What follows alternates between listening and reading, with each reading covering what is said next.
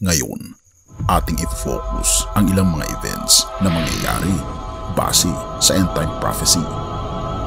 Atin itong pag-usapan, mga kaibigan. Number 1. Ang pagdating ng ating Panginoong Diyos sa pamamagitan ng rapture.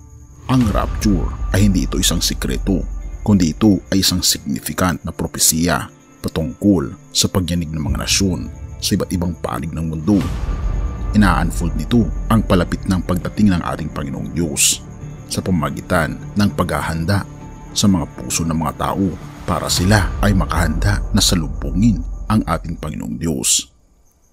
Hinahanda ng ating Panginoon ang ating mga puso upang tayo ay maka-experience ng everlasting joy sa hinaharap. At napakasaya na pangyayari na pag ang ating Panginoong Diyos ay darating mula sa mga alapaap